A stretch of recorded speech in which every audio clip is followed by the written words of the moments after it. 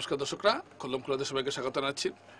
দর্শকরা, একটা বিষয় নিয়ে আপনারা দেখছেন কয়েকদিন থেকে একটা চর্চা চলছে, সেটা হলো যে শিলচর থেকে গুয়াহাটির যে ট্রেন, সেই ট্রেনটার এসি নিয়ে একটা বিরাট ক্ষোভ রয়েছে যাত্রীদের। এবং আজকে আমি আলোচনার মধ্যে শুধু এসি নয়, আমি আরও কয়েকটি প্রসঙ্গ আনবো, যেখানে শিলচর তথা বরাকে যেভাবে ট্রেনের কোচগুলো দেওয়া হচ্ছে এবং এগুলি অত্যন্ত নিম্নমানের, এবং মূল যে সমস্যাটা হচ্ছে এসি নিয়ে, সেটা নিয়ে আজকে আমি একটু আলোচনা আপনাদের সামনে করব। আপনারা জানেন ইতিমধ্যে সাংসদ কনাথপুর কায়স্থ এ নিয়ে সোচ্চার হয়েছেন। তো আমি একটু ঘটনার যে মূল যে বিষয়টাতে একটু আমি ঢুকতে চাইব। দেখুন, এখান থেকে যে ট্রেনটা যাচ্ছে, যেমন বেশিরভাগ সমস্যা হচ্ছে শিলচর গুয়াহাটি যে ট্রেনটা আছে, শিলচর গুয়াহাটি এক্সপ্রেস যেটা, সেটাকে নিয়ে বেশি সমস্যা হচ্ছে। দেখা যায় যেই পাহাড় লাইনে উঠলো সঙ্গে সঙ্গে ট্রেনের এসি বন্ধ হয়ে যায়, এসি চলে না, মানুষ গরমে দরজা খুলে বসে থাকতে হয়। অনেক সময় যাত্রীরা দরজা টরজা ভেঙে ফেলেন, গ্লাস ভেঙে ফেলেন, একটা বিশৃঙ্খল অবস্থা। এর জন্য অনেকেই দোষারোপ করেন যে রেলের যারা কর্মী আছেন তারা দোষারোপ করেন যারা ঠিকমতো এসিটাকে ঠিকঠাক করে দেখেনি, যার জন্য এই অবস্থা হয়েছে। স্বাভাবিকভাবে যাত্রীরা তো রাগ করবেনই, কারণ তারা দেখুন প্রায় 645 টাকা দিয়ে টিকিট কিনেছেন, যেখানে তারা স্লিপারে যেতে পারেন 250 টাকায় বা 300 টাকা, সেখানে প্রায় দ্বিগুণের বেশি টাকা দিয়ে তারা টিকিট কিনেছেন বা 3 গুণ। এবার যে একটু এসিতে একটু আরামে যাবেন গরমের দিনে, অথচ দেখা গেল তাদের অবস্থা স্লিপারের চাইতেও আরও খারাপ, একটা বদ্ধ করে তারা গরমে সিদ্ধ হচ্ছেন। স্বাভাবিকভাবেই তখন একটা যাত্রীদের খুব আসবে, এবং অনেক সময় যাত্রীরা ট্রেনে ভাঙচুর করেন বা কোনো সময় হয়তো দরজা ভেঙে দিলেন, এবং এগুলো ঘটা খুব স্বাভাবিক। আপনি টাকা দিয়ে এখানে দেশের একটু আরামে যাবেন, আপনি যদি গিয়ে এখানে গরমে সিদ্ধ হতে হয়, তাহলে আপনার কি টাকা দেওয়ার কি কোনো মানে আছে? আপনার টাকার কি কোনো দাম নেই? এই কথা কি রেলওয়ে বুঝে না? এরকম খুব একটা আপনার ভিতরে হতেই পারে। কিন্তু মূল বিষয়টা কি, আমরা এখানে দেখলাম যে রেলের পক্ষ থেকে একটা স্পষ্টীকরণ দেওয়া হয়েছে, এবং যে বিষয়টা হলো সেটা আমি আপনাদের একটু বিষয়টা বুঝিয়ে বলছি। আপনারা যখন সম্পর্কক্রান্তি বা যখন এই ধরনের কোনো দূরপাল্লার ট্রেনে যান, তখন দেখবেন আপনি যদি পাহাড় লাইন হয়ে যান, সেখানে যদি ট্রেন দাঁড়িয়েও থাকে কিছু সময়, দেখবেন আপনি জেনারেটর চলছে, মানে এসি চলছে। কেন চলছে? কারণ এসির যে জেনারেটর, সেটা এইগুলো ট্রেনে ইনবিল্ট জেনারেটর থাকে, অর্থাৎ জেনারেটরটা ট্রেনের মধ্যেই থাকে, এবং সেই জেনারেটর কারেন্ট উৎপাদন করছে এবং এসি করছে, যার জন্য আপনারা ঠান্ডা অনুভব করছেন এবং এসিগুলো চলছে, কোনো সমস্যা হয় না। কিন্তু এই যে বরাক ভ্যালি এক্সপ্রেস, শিলচর গুয়াহাটি এক্সপ্রেসের মতো, বরাক এক্সপ্রেসের মতো যেগুলো ট্রেন রয়েছে, এই ট্রেনগুলোতে কি হয়? এই ট্রেনগুলোতে গাড়ি যখন চলে, গাড়ির গতিতে যে ব্যাটারি চার্জ হয়, এবং সেই ব্যাটারি চার্জ হওয়ার পর সেটা এসিতে রূপান্তরিত হয় এবং এসি চলে। এবং যখনই ট্রেনের গতিটা কমে যায়, তখন ব্যাটারি চার্জ হওয়া বন্ধ হয়ে যায়, অটোমেটিকলি এসিও বন্ধ হয়ে যায়। ধরুন পাহাড় লাইনে উঠলো, পাহাড় লাইনে আপনারা জানেন যে 20 থেকে 30 কিলোমিটার, 20 কিলোমিটারেরও বেশি স্পিড দেওয়া যায় না, এবং তখন কি হয়, তখন ব্যাটারি চার্জ হতে পারে না, কারণ ট্রেনের গতি কমে যায় এবং ব্যাটারি চার্জ হতে পারে না। এটা একটা ঘটনা, যার জন্য আমরা কি দেখছি যে পাহাড় লাইনে যখনই এই ট্রেনটা উঠে সঙ্গে সঙ্গে এসি বন্ধ হয়ে যায়। এটা একটা চিন্তার বিষয়, এবং এটা দীর্ঘদিন থেকে চলে আসছে।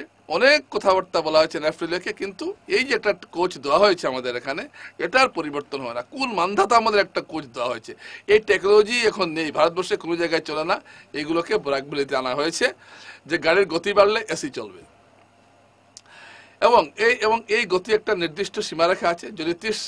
যদি ঘন্টায় 30 কিলোমিটারের যদি কম গতি হয়, তাহলে এই এসিগুলো কাজ করবে না। কিন্তু বা কোনো জায়গায় যদি দাঁড়িয়ে থাকে ট্রেন, কোনো কাজ করবে না। কিন্তু এই ট্রেনটা, কিন্তু অন্য ট্রেনগুলো কিন্তু করবে, কিন্তু এই ট্রেনটা, এই শিলচর গুয়াহাটি এক্সপ্রেসটা এক জায়গায় দাঁড়িয়ে থাকলে কোনো কাজে লাগে না, যার জন্য যাত্রী, এবং এটা আপনারা জানেন যে এটা অত্যন্ত গুরুত্বপূর্ণ ট্রেন, এবং প্রচুর যাত্রী এই ট্রেনে আসা যাওয়া করেন, এবং একটু পরে পরে এই ট্রেনটা থামে। আর একটু পরে পরে থামার ফলে কি হয়েছে, বারে স্পিড কমাতে হয়, যে স্পিড কমানোর সঙ্গে সঙ্গেই ব্যাটারি চার্জ হয় না, এসি বন্ধ হয়ে যায়। এটা একটা সাংঘাতিক একটা চিন্তার ঘটনা। এবং এখন একটাই প্রশ্ন আছে, রেল যদি এই সমস্যার সমাধান না করতে পারে, তাহলে রেল বরাক গুয়াহাটি এক্সপ্রেসে এসি টিকিট বিক্রি করা বন্ধ করে দেব, কারণ খামাখা তো মানুষের পকেট কাটে কোনো লাভ নেই। আর যদি না হয়, তাহলে ইনবিল্ট জেনারেটর আছে এ ধরনের কোনো কোচ এখানে রাখুক, যেটা সম্পর্কান্তের ক্ষেত্রে হয়। বাবা, ভাড়া তো কম নিচ্ছ না, সমান ভাড়া নিচ্ছ। আর সব দোষ চাপিয়ে দেওয়া হয় কর্মচারীদের উপর। কয়েকজন কর্মচারী বা যারা আছেন, যারা টেকনিশিয়ান আছেন, তারা কি করবেন? তারা যেটা আছে, আপনি যদি একজন লোককে গিয়ে যদি আপনি 2G একটা মোবাইল দিয়ে বলেন 5G এর কাজ করবে, সেই লোকটা কি পারবে? পারবে না। তো ঠিক যে টেকনোলজি পুরনো হয়েছে সেটা ব্যবহার করা হচ্ছে আর দোষ দেওয়া হচ্ছে রেলের। এখানে রেলের কর্মীদের কোনো দোষ নেই, বা টেকনিশিয়ান যারা আছেন তাদের দোষ নেই। এখন একটাই সমস্যার সমাধান, একটাই, যে এই রুটে যে ট্রেনগুলো চালানো হবে প্রত্যেকটি ইনবিল্ট জেনারেটর থাকুক, তাহলে একমাত্র সমস্যার সমাধান সম্ভব। না হলে এসি টিকিট, এসি কোচ এখানে উঠিয়ে দেওয়া হোক। কারণ এসি কোচের যখন আপনার সুবিধা নেই, তখন এসি কোচ আপনি কেন রাখবেন? টাকা কামানোর জন্য। মানুষের টাকা কি গাংবে আসছে যে টাকা মানুষ খরচ করবে? আপনি টাকা নেবেন, সার্ভিস দেবেন। আপনি যখন সার্ভিস দেওয়ার মতো পরিকাঠামো আপনার নেই, আপনি এসি টিকিটের দাম নিতে পারেন না, এসি কম্পার্টমেন্ট আপনি রাখতে পারেন না, কারণ আপনার সেই সুব্যবস্থা নেই। নাহলে প্রতিদিন পাহাড় লাইনে এই একটা সাংঘাতিক গরম দিচ্ছে কয়েকদিন। আমিও 2-3 দিন আগে গিয়েছিলাম, একটু উঠার 4-5 দিন আগে একটু উঠার পর দেখা যায় সাংঘাতিক গরম। পরে সব দরজা আল্লাহ খোলা রাখা হয়েছে। এখানে আর্মিরা ছিল, না হলে তো এখানে কি কাণ্ড ঘটতো সেটা আর বলে উপায় নেই। ঠিক এরকম ঘটনা আরও ঘটছে, প্রতিদিন এ ধরনের ঘটনা ঘটছে। এবং এটা ঘটছে একটা কারণে, যে এখানে সেই বান্ধাতে আমাদের কোচ দেওয়া হয়েছে, যেখানে কোনো জেনারেটরের ব্যবস্থা নেই। গাড়ি চললে, স্পিড বাড়লে ব্যাটারি চার্জ হয়, স্পিড কমলে ব্যাটারি চার্জ হবে না।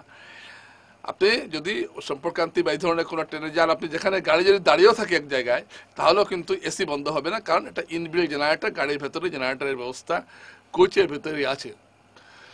তো এ নিয়ে আমরা দেখলাম সাংসদ কুমার প্রকাশ সোচ্চার হয়েছেন, এবং তার কাছে আজকে রেলওয়ে মজদুর ইউনিয়ন থেকে একজন প্রতিনিধি দল গেছেন, তারা কিছু কথা বুঝিয়ে বলেছেন।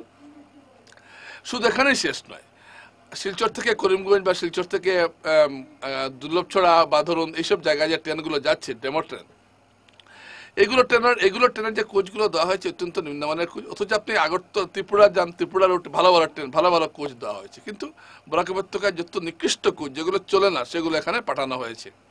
এটা একটা বিরাট একটা আপত্তির বিষয় অবশ্যই। এবং আমরা চাইব যে ভারতীয় যেমন এনএফএল কর্তৃপক্ষ এই বিষয়ে নজর দেন, এবং বরাক উপত্যকার যাত্রীদের এই বিষয়ে সুবিধা দিতে সবাই সোচ্চার হওয়াটা উচিত।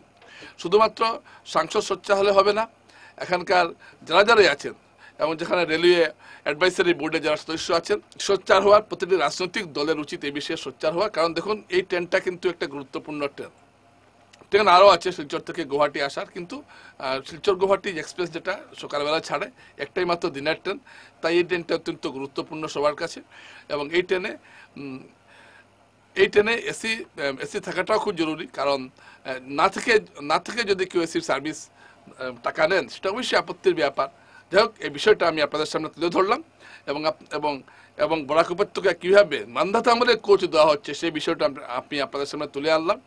আর একটা আমাদের উপত্যকার কপালটা খারাপ, সব কিছু আমরা আমাদের নিকৃষ্ট জিনিসটাই আমাদেরকে দেওয়া হয়। যাই হোক, রেল কর্তৃপক্ষের কাছে যাতে একটা জোরালো দাবি জানানো হয়, যাতে এখন বরাকে যেগুলো নতুন কোচ যাতে দেওয়া হয়, ইলেকট্রিফিকেশন লাইন হয়ে যাচ্ছে, এখন যাতে সব কিছু নতুনভাবে আধুনিকভাবে সর্বশেষ প্রযুক্তির কোচ বা যন্ত্রাংশ রেলের ক্ষেত্রে যাতে বরাক উপত্যকায় ব্যবহার করা হয়, এই দাবিটা এবার জোরালোভাবে তোলাটা উচিত। নমস্কার।